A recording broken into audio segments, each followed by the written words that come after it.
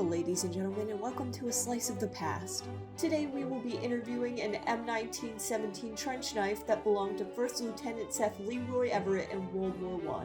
It's a pleasure to have you on the show, sir. Well, thank you for having me. Now to get started, could you please tell us a little bit about your time with your partner, Lieutenant Everett, during the First World War? Why, yes, of course. There's really not much more to say other than it sucked.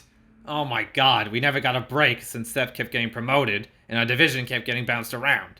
Once the war started, we were discharged from the New Jersey National Guard and our division was sent to Camp McClellan, Alabama.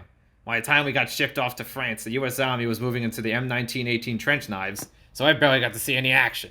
While we were overseas, Seth ended up getting wounded, so we spent the next 5 months in France getting bounced between 5 different hospitals until we were sent back to New Jersey and Seth got time to be discharged. I see. So what did you do after Seth was discharged?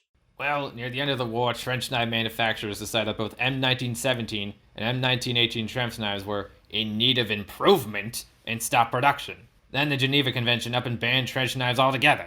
So when Seth later goes off to World War II, I get left behind and end up getting packed away at the bottom of a box with his old uniform in the attic, or storage room, or something. You don't know where you were? I was in a box. How was I supposed to know? Anyways, Seth's family finally decides to donate his uniform to the Trentoniana room without even knowing I was in the box. I mean, sure, the uniform was nice and all, but I was what kept Seth looking sharp. So now I live at the Trentoniana, and don't get me wrong, it's a classy place to live, but I don't even get to be on display with the rest of the collection. Once again, I'm at the bottom of a box, sitting in the storage room because they think I'm too dangerous to be on display. I mean, what is it about me that people constantly think I'm a danger to society? The knuckle dusters, the 8-inch blade? The temper.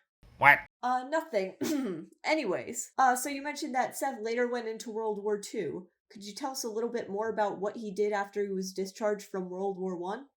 Yeah, well, since he had been injured, he went back to school under an educational program for disabled veterans. Mostly spent his time teaching at a high school in Pittsburgh until the U.S. joined World War II.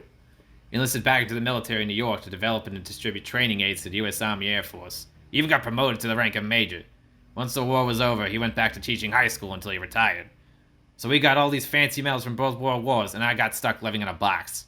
Great, and now finally, do you have any aspiring words for knives currently being issued to the U.S. Army today? Well, to all those young knives out there in the field today, let me tell you, good knives stopped being made when the Geneva Convention banned trench knives for being too dangerous. We're knives, it's our job to be dangerous. And another thing... And that's our time, folks. Thank you so much again for coming on the show. We hope to see you all next time on A Slice of the Past. Have a good night, folks.